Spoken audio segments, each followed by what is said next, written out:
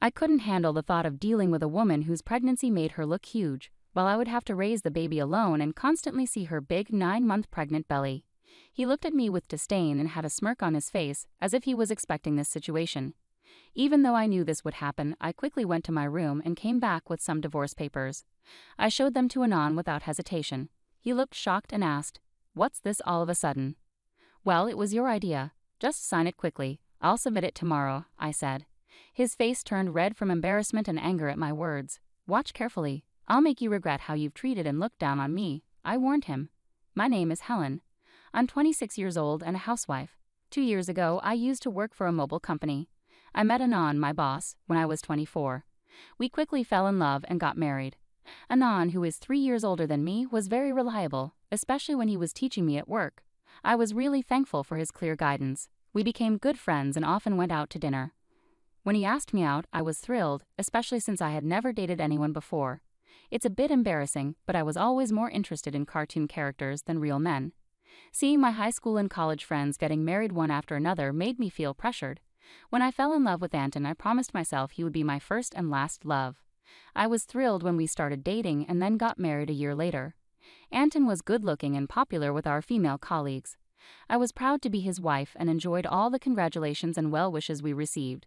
I felt incredibly happy, not knowing what would come next. The day after we officially registered our marriage, I mentioned to Anton, "Now that we're married, you expect me to quit my job, right?" Anton surprised me with his response. "I've always wanted my wife to focus only on home matters. Don't worry, I can support us with my income," he said. "But this is so sudden. You never told me this before," I replied. Anton had never mentioned wanting me to quit my job before we got married. I had taken the job based on my father's advice, and quitting without notice didn't feel right. I wanted to explain, but Anton's silent gaze made me stop talking. "I should have told you earlier, but it's too late now. Starting tomorrow, you don't need to go to work. I'll take care of the handover," Anton said. The news that I had to start staying home from work the next day hit me so suddenly that I felt dizzy. But Anton's decision was final, and since he had been my boss, I couldn't argue. Even though I had to leave my job without a proper goodbye, I was committed to making our marriage work.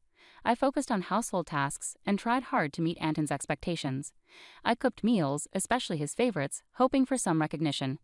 Even though Anton never commented on the food, I longed for a bit of appreciation, especially after giving up my job and losing my previous recognition.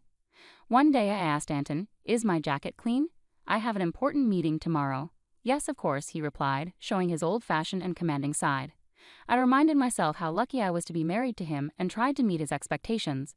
Without a personal income, I relied on Anton for everything. Our relationship often felt more like a boss and an employee than a husband and wife, but overall, our married life was relatively smooth. One day I fell ill and couldn't get out of bed. Feeling too weak to do housework, I planned to catch up on it the next day. Anton came into the room and, looking angry, demanded, "What are you doing? Get up and make some food," while kicking the blanket off me. I explained, "I'm sorry, I'm not feeling well." Instead of understanding, Anton scowled and said, "You don't work, and you're lying down just because you're a bit sick." Pathetic. I was shocked that he would insist on chores even when I was sick. I never expected him to be like this before we got married. Maybe I should have noticed, but it was too much. I ended up doing the chores while crying. A few days later, I realized I had missed my period and felt a rush of panic. I went to the drugstore and bought a pregnancy test, which turned out to be positive. Overjoyed, I cried tears of happiness and decided to tell Anton as soon as he came home from work. That night, Anton came home after midnight, smelling strongly of alcohol and staggering as he walked. I was surprised at how drunk he was, especially since he hadn't warned me. Despite having prepared dinner and wanting to share my pregnancy news, I decided to tell him right away. My excitement got the best of me, and I shared the news with my tipsy husband. "I haven't seen a doctor yet, so it's not confirmed," I said, trying to share our exciting news. But Anton's face turned dark as he replied, "A child? What have you done?" His tone was colder and more severe than I had ever heard. "I don't want a child. This is the worst. If you're going to have it, you'll have to take care of it yourself." His harsh words shocked me. He angrily undressed and went to the bathroom. I couldn't understand why he was being so irresponsible about our baby. The happiness I had felt moments ago was replaced with deep sadness. He had never said he didn't want children before. We hadn't been using contraception, so I assumed we both wanted a family. As I was hanging up Anton's jacket and about to take his shirt to the laundry, I noticed something in the pocket. "What's this?" It was a piece of paper that felt like a receipt. At first, I thought it was from tonight's event and was about to throw it away, but then I saw the name of the place. Is this a motel? My hand shook as I realized it was indeed a motel receipt. This discovery shocked me deeply. I wondered why Anton would behave this way. Marriage is supposed to be about love between two people, especially since we'd only been married for just over a year. I had spent years dreaming of romantic relationships but never really experienced one.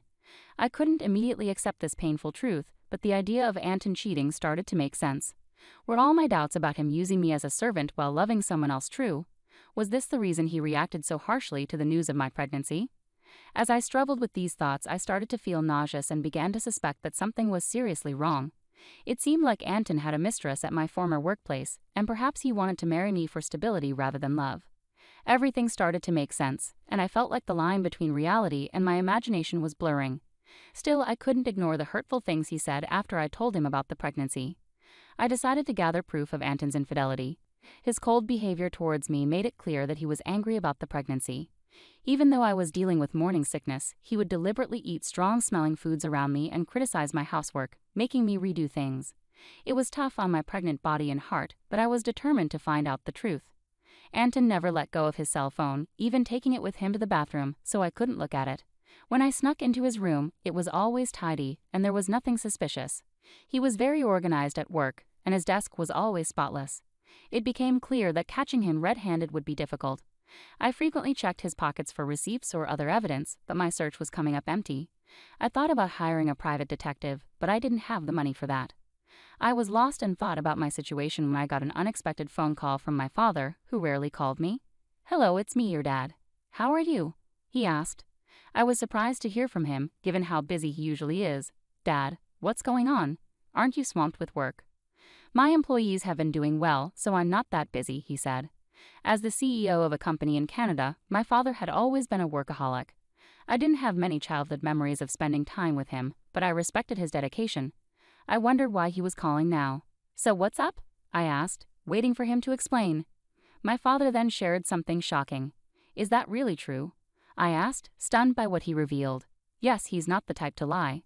"I want you to trust me," my father said, trying to reassure me.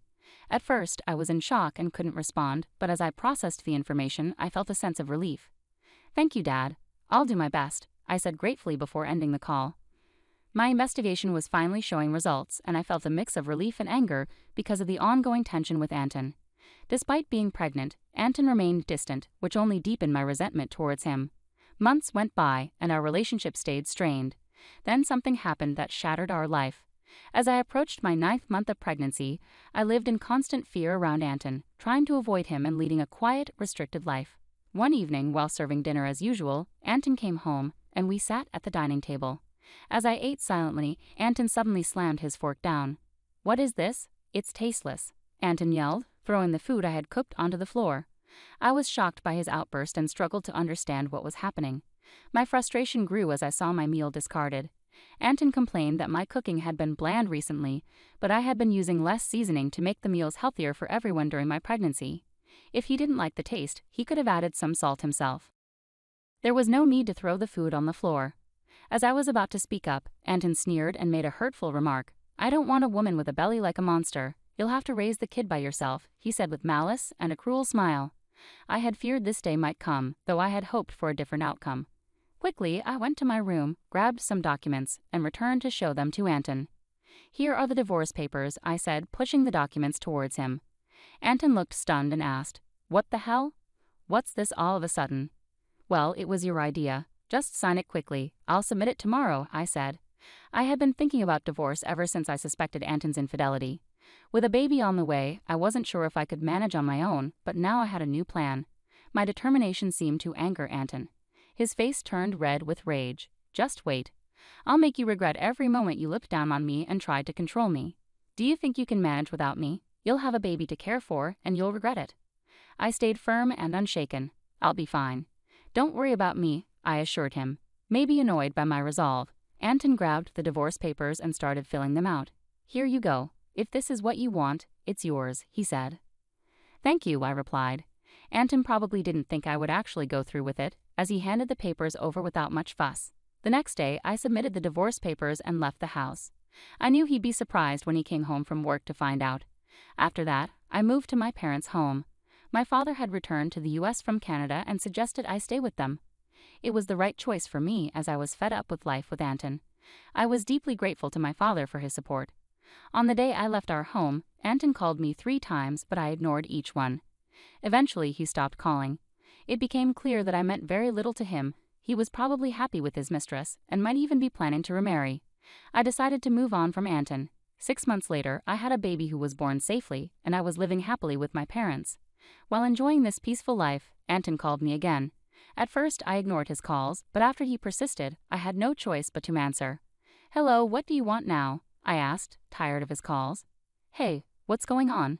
Why were you on that show? And since when are you the daughter of a CEO with millions of dollars?" Anton's voice was filled with surprise and anger. It turned out he had seen a TV show about my family's lifestyle, which aired after I moved back with my parents. After returning to my family's home, I was approached by a TV station because of my father's role as CEO of a major global tech company. The show featured the luxurious lifestyle of CEO families, and they filmed at our house, discussing our family's wealth, which was estimated at around $10 million. I never expected Anton would see that show, but the reach of television is truly powerful. "Oh, by the way, I didn't mention that I inherited $33 million, which is why I was able to divorce you," I said. My father had told me about this inheritance, and it gave me the confidence to live comfortably even after leaving Anton. Anton's reaction was immediate and furious. "What? That's unfair. Why didn't you tell me about this before? Half of it is mine, right? Give me the money now." I replied calmly, just as I suspected after seeing the show. All you can think about is getting money from me. Gifts from parents aren't included in the property division, and don't forget your own actions. Anton looked confused and asked, "What are you talking about?" "I'm tired of your anger, Anton. You called me. You should know you can't blame me for what you did. You cheated, didn't you? With your new wife, who's a junior from your company? You started seeing her even before we were married," I said. Anton was clearly shocked by what I knew. I finally had the upper hand. "Did you think I wouldn't find out? My father has many connections in your company, and one of them told me about your affair. I haven't mentioned it before, but I will be demanding child support," I declared. Anton, still in denial, argued, "Stop kidding. Why should I pay child support? It's all your fault. You got pregnant on your own and didn't keep up with the housework. It's your fault." I was stunned by Anton's refusal to take responsibility and his blame shifting. I couldn't believe I had ever been married to someone so unreasonable. It was clear I had made the right decision to leave him. "Anton, I'm broke. My wife spent all my money, and now I'm in debt," he lamented, but I wasn't moved by his pleas. I was angry and incredulous at his refusal to acknowledge his mistakes.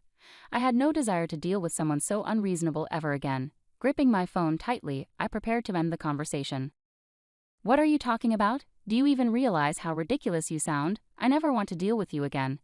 I'll have my lawyer handle the child support. Don't call me again, and you won't see the child anymore. Goodbye." After expressing my frustration, I quickly hung up the phone. I blocked Anton's number, took a deep breath, and felt a sense of relief. It was over now, and I hoped I wouldn't receive any more calls from him. I was determined to protect my peaceful life. Just then, I heard my baby crying from the other room and rushed to comfort them. It turned out that Anton started paying child support every month. A former colleague of mine mentioned that Anton's new wife was a big spender, and he ended up using debts to cover his living expenses. It seemed Anton had hoped to get a share of my inheritance by reaching out to me, but since he didn't get any money from me, he was now facing more expenses than his income could handle. He struggled, possibly because things were going poorly or because he couldn't stand being looked down upon by his colleagues. Adding to his troubles, he only started searching for a new job after leaving his previous one, which led him to financial difficulties. Hearing this didn't make me feel sorry for him. I felt he deserved the hardships he was facing. The harsh words and cold behavior he showed me were unforgettable, and I hoped he got what he deserved. Meanwhile, I'm enjoying life with my parents and my baby. With no financial worries, I'm excited about the future, especially since my father mentioned passing the company on to me. I'm ready to work hard, just like my dedicated father.